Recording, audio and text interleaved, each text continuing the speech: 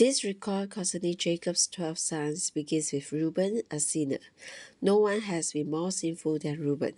Although Paul said that he was the chief of sinners, I would say that Reuben was actually the foremost sinner, more sinful than Saul of Tarsus. What a terrible sin he committed! At the beginning of our Christian experience, we also were sinners. How we thank the Lord for his mercy. Although I was once a Reuben, now I have been saved. Although this prophecy with blessing begins with a sinner, it ends with the two beloved sons of Jacob, Joseph and Benjamin. It begins with a sinner and ends with a king, a reigning one in power and authority. Between Reuben and Joseph, we have Simeon, Levi, Judah, Zebulun, Issachar, Dan, Gad, Asher, and Naphtali. We have seen that this prophetic record begins with a group of sinners, Reuben, Simeon, and Levi. Reuben's sin was lust, and the sin of Simeon and Levi was the anger that issued from their disposition. Matthew chapter 5 also speaks of the sins of lust and anger. After this group of sinners who were filled with lust and anger, Christ came in as the lion. Judah is Christ as our glad tidings. Following him is Zebulun, the heaven for shipping out the gospel, and Issachar, the enjoyment of the church life. How wonderful! Are there still some Reubens among us today? We have to declare that in the church there are no Reubens and no Simeons, and that all the Levites have become priests. Thus there are no more sinners. Christ is here and he is everything. Because Christ is here, we have the glad tidings that are shipped out through the preaching of the gospel. And we have the church life. Hallelujah, we are no longer sinners. We are in the church life. On the one hand, we are the heaven to ship out Christ. On the other hand, we are the tents to stay with Christ in the full enjoyment of him. Concerning Dan, a young lion fighting for more land. Deuteronomy chapter 33 verse 22 says, And of Dan he said, Dan is a young lion. He shall leap from Bashan. The mention of the young lion in this verse links the second and third group of the 12 sons, showing that the third group is the continuation of the second. The crucial figure in the second group is the lion, and then the first of the third group is also called a lion. As a young lion, land is not fighting for the prey, but for more land. By this we see that the young lion has progressed from fighting for the prey to fighting for the land. In typology, to fight for more land means to fight for more Christ. The young lion in Judah was for seizing the prey, but the young lion here is fighting for more land, fighting to gain more Christ. In Judges 18, we see Dan as a young lion, fighting for more land. A serpent, a horned snake on the way, biting the horse's heels and causing the rider to fall backward. After Dan obtained the city of Dan in Judges 18, an idol made by Micah was set up in it. At that time, God's tabernacle was in Shiloh, but in the city of Dan there was an idol. Today we have the light to understand the spiritual significance of this. It means that some Christians have been able to gain more of Christ, but after gaining more of Christ, they set up another center of worship.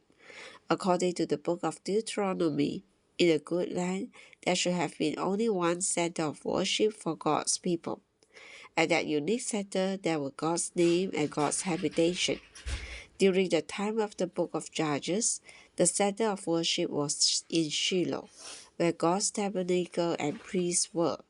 Although Dan gained the victory, this victory made him independent. All independence comes from pride. Do not think that spiritual gain cannot make you proud. Even the gain of Christ can make us proud. This is what is called spiritual pride. Those who are spiritually proud will not be subject to others. Rather, they say, why must we go to Shiloh? We can set up something ourselves.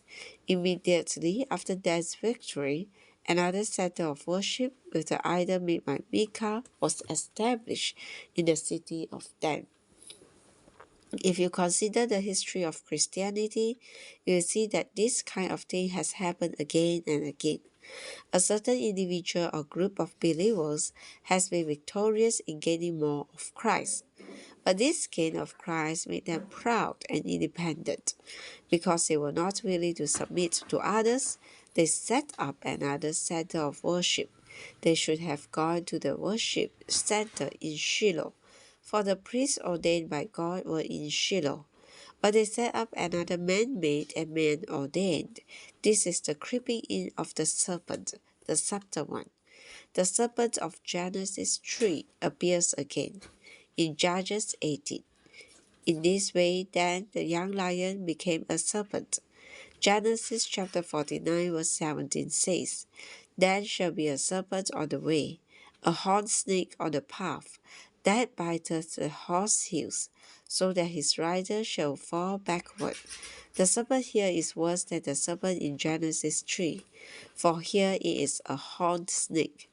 Without knowing the history in the Old Testament, the spiritual significance, and how to make the practical application, it's difficult to understand this verse. However, if we know all these things, we shall see that there have been many dens in Christian history. First, these dens were young lions gaining more of Christ, but they eventually became serpents, even horned snakes, setting up other centers of worship. Even today, many spiritual ones who have gained something of Christ have set up another center of worship in addition to the unique center ordained by God and established by Him.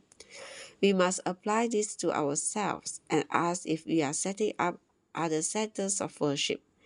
It is a shame and a sorrow to say that during the past 15 years, at least 2 or 3 who were once among us have done this very thing.